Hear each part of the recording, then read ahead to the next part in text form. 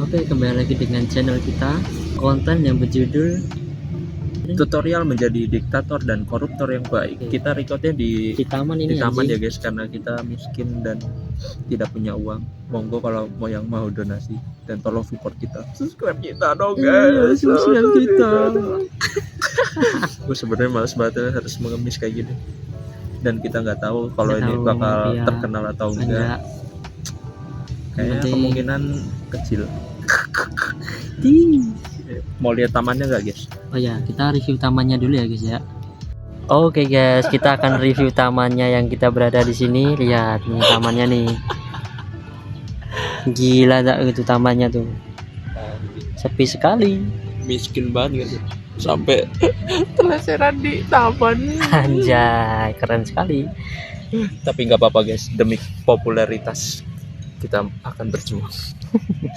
Oke, tadi kita review tamannya seperti itu ya guys ya, semua peralatannya seadanya. Iya, kita recordnya pakai HP nih guys. Oke. Karena kita sangat miskin.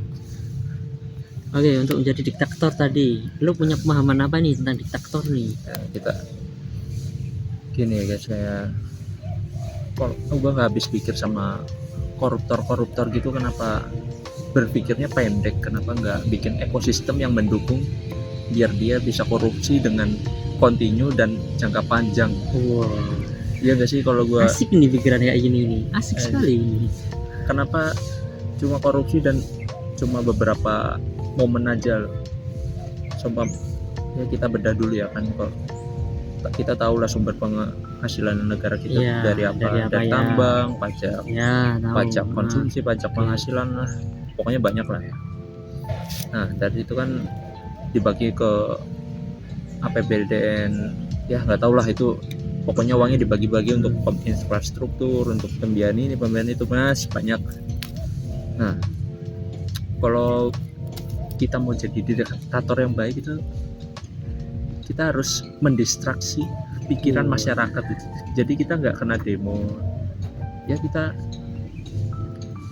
kita senengin dulu aja masyarakat, biar kita bungkam dengan ya mereka hidup cukup aja, mungkin udah pemerintah. Iya, nah ini top sekali. Aku Ini pemikiran seperti calon Hitler.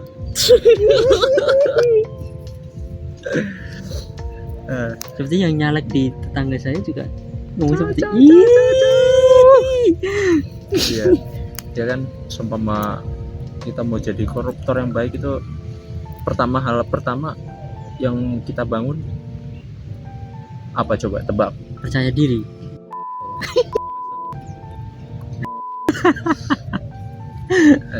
Disensor gitu. Pertama itu sektor yang berhubungan dengan passion. Ya kayak olahraga, ya atlet-atlet Muay Thai, boxing itu kan sedang masyarakat sedang senang gitu, kayak sesuai passion lah, kayak senian, sepak bola. Iya, model-model begitulah, kita bikin ekosistem di situ yang itu bisa jadi ladang penghasilan negara. Itu kan kita nggak perlu ngeluarin APBDN 100% sih, itu kan udah cuma dipromosiin aja pasti udah maju gitu. Masyarakat kita itu sebenarnya nggak bodoh-bodoh amat, jago cuma sekali. dipromosiin, ini regulasinya dipermudah, tanding ini oke, tanding ini oke, ayo gas. Dari situ kan kalau udah terbentuknya sektor yang berhubungan dengan passion ini kan, nanti penontonnya banyak, itu kan ada iklan, sponsorship, penjualan merchandise. Nah dari situ kan masuk ke devisa negara. Nah dari situ pejabat itu harus korupsinya dari situ. Nah selanjutnya itu kan kontinu loh, nggak mungkin abis itu masyarakat demo, ini pemerintah korupsi. Nggak mungkin, karena kan dia udah diberi tadi ya. Kita koruptor ini udah memberi dulu ya. Udah cuma memberi. dikasih APBDN ya 10% lah, kayaknya udah jalan.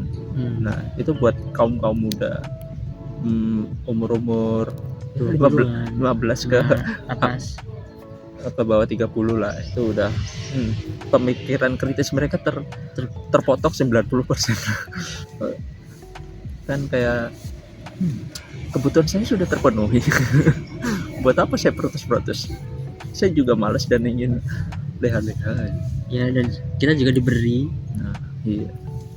Nah, selanjutnya buat membungkam umur 30 sampai yang hampir mati.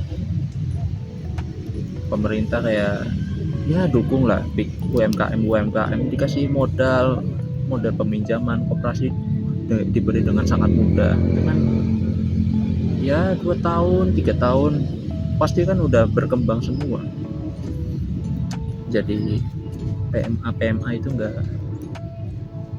enggak apa ya, enggak perlu bantuan PMA masuk ke sini. Jadi Indonesia mandiri, punya pabrik sendiri. Ya masyarakat di setiap kota lah, dilihat setiap kota, seumpama di Jawa kita banyaknya padi dan tebu, kita pemerintah bikin ini berapa triliun sih, kasih 2 triliun aja bikin pabrik. Itu kan pabrik gula, ya dalam beberapa tahun kan pasti balik modal. Udah pabrik beras kita langsung balik modal. Masyarakat situ udah ada kerja, udah tenang, udah nggak perlu kritis. Buka lapangan kerja. Ini pemerintah ngapain sih?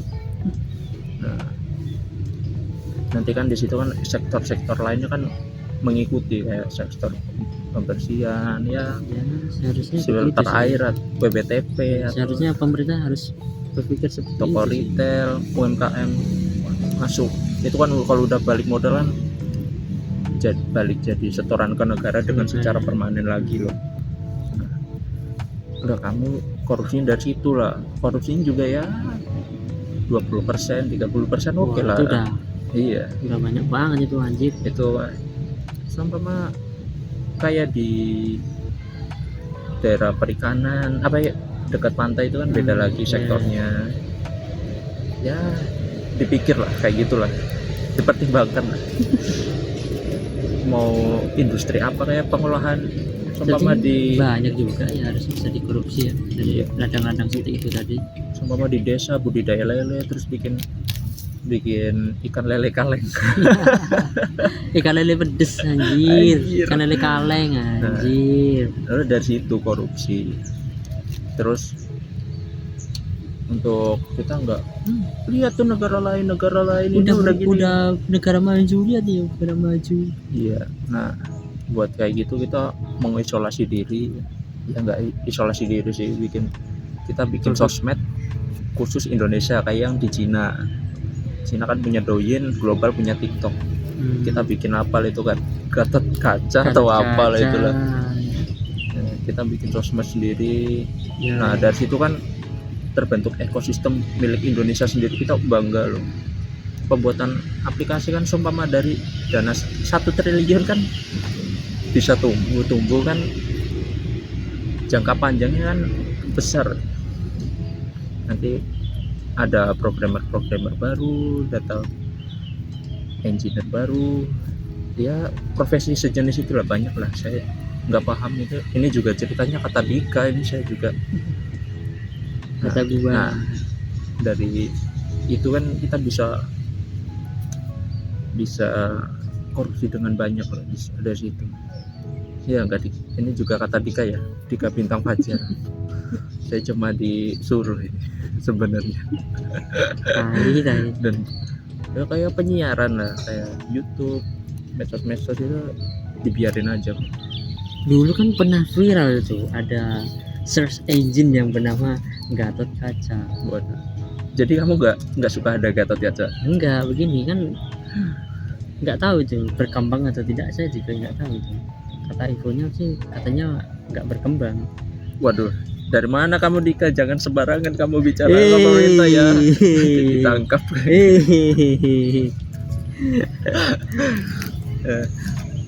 Kayak negara-negara lain kan juga dulunya kan negara miskin juga kan, kayak Cina, Singapura apa sih hebatnya? Mereka nggak punya lahan kayak kita. Mereka punya tambang aja enggak, tapi kan mereka investasi di ilmu teknologi, di engineering, mereka bikin pengolahan minyak gitu kan. Nah sekarang apa, mereka maju dari sektor pariwisata dan pengolahan minyak kita. Jadi kamu nggak suka dik, maksudmu minyak kita dijual ke Singapura? Suka aja anjir. Waduh, apa BUMN Apa? Apa kamu nggak Parah, mendukung parah. hasil bumi kita dijual? Ya harusnya bisa lebih banyak gitu. Kita nggak tahu ya, kita emang kurang bersatu atau terlalu banyak kepentingan di politik. Mungkin Kayak ya, saling menjatuhkan mungkin. kayaknya ada, harusnya di pemerintahan itu ada kayak orang engineer loh, kan kebanyakan di pemerintahan orang sosial politik, hukum, Beragama.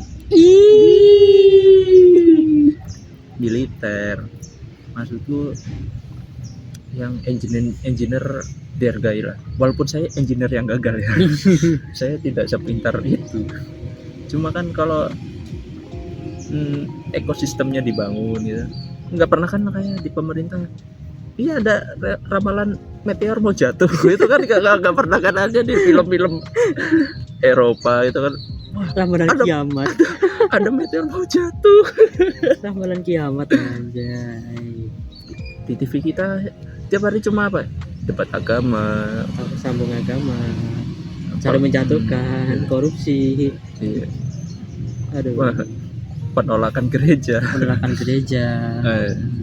Maksudnya akhirnya kalau Indonesia mau mengungguli negara-negara lainnya, mengayomi saintis-saintis kayak, mungkin juga seumpama kita benar-benar jadi negara yang ya menghalalkan segala cara untuk bangkit, juga sebenarnya bisa kita lewat melegalkan narkoba.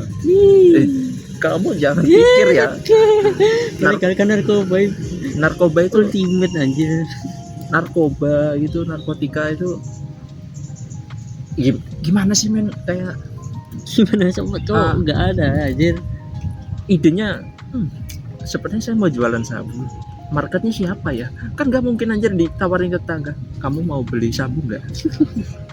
Men itu perlu ilmu marketing, ilmu kimia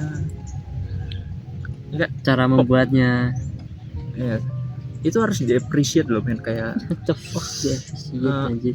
gimana cara dia membangun jaringan konsumen dan produsen narkoba dan pasarnya nggak sedikit loh.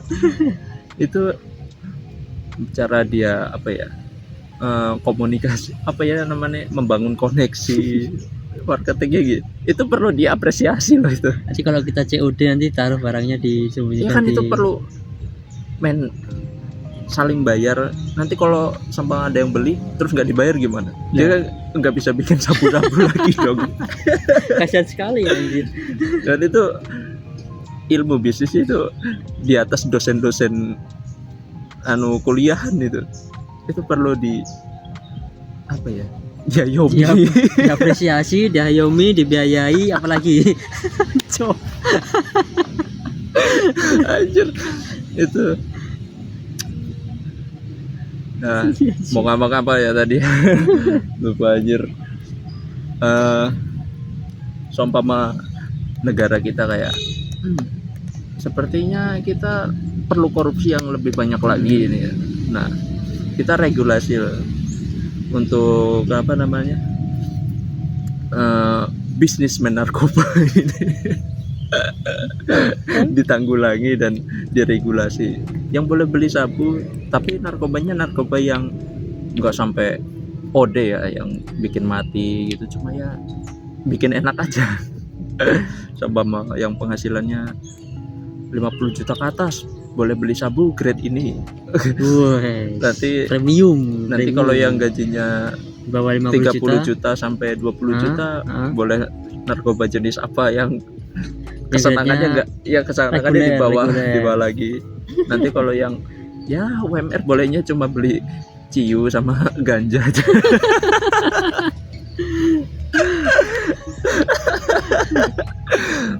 Men itu bayangin kalau itu benar-benar diregulasi ya. Ada anak kecil jadi, kamu kerja mau jadi apa? Aku jadi petani gajah aja deh. Itu bukan apa ya, udah bukan pilihan putus asa itu. Jadi apa? Jadi pilihan profesi. List profesi itu baru tahun 2025. Aduh. Oh, ini ganja kamu tahan di segala cuaca ya? Oh iya, ini saya stek sama singkong. Dari itu bayangin men, itu ilmu teknologi apa, ilmu dari petani ganja itu pasti ada dibukukan ya, ada ilmu-ilmu baru. Ini cara pencahayaan yang baru, ini pengairannya begini. Bayangin men, ada di sekarang kan banyak itu ganja hidroponik. Siapa yang kepikiran kalau ganja bakal hidroponik, bawahnya ada ikan lele. Ikan lelenya ngefly enggak tuh? Mana ada anjir ganja hidroponik anjir. Oh, kayak ikannya nyerap enggak ya, kayak ikan ngefly anjir. Makan ikan lele dari Pak Budi ini kok rasanya kok agak enteng badan. Enteng ya. Saya juga agak happy. Iya, agak happy. Kenapa ini? Nanti ganja itu ada apa namanya? Ada pilihan kuliah ganjanis apa ya namanya? Iya. Ilmu ke ganja topologi. Tripologi aja. Iya, ganjalogi anjir. Itu juga kalau mau masih makin kurang, aku mau korupsi, aku tidak bisa korupsi segini saja. Kita bikin aplikasi judul resmi dari pemerintah. Terus jadi pemerintah, what the hell? Nanti judulnya ya ekonomi itu nggak ada apa ya namanya, baik buruk lah, semua kebagian. Judul ada pemain judi di situs pemerintah, kan uangnya di pemerintah nih, uangnya nanti dijadiin buat anggaran pembiayaan di negara, uangnya kan muter di rakyat lagi, ya nggak? Nanti apa ya, mau ngomong apa, mau ya, dari rakyat dari rakyat untuk rakyat. Bener itu. Ini baru ini real demokrasi. Anjing. Judul itu kan ya uangnya balik ke rakyat lagi sih. Nanti dari anggaran itu kan buat bisa pembangunan kan pasti butuh semen, batu pasir. Bayangin berapa banyak bisnismen yang terlahir dari judul pemerintah dan jualan korban pemerintah. Tutup aja, mungkin ditutup aja kali ya.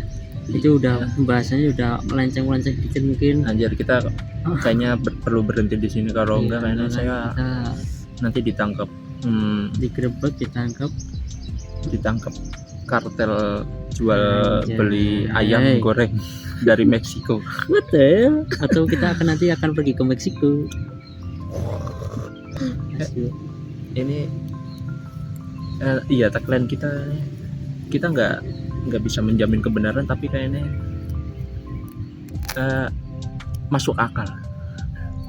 Ngawur tapi masuk akal. Iya, itu tagline kita. Oke. Bye dari Kesalahan Berpikir. Ditunggu lagi next episode di Kesalahan Berpikir. Selamat tinggal, jangan lupa klik like dan subscribe, dan please guys, subscribe channel kami guys. Nanti di sini cantumin IG saya ya.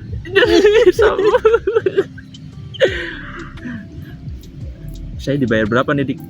Hah? Saya dibayar berapa nih? Lo nggak dibayar, gue nggak dibayar, anjay.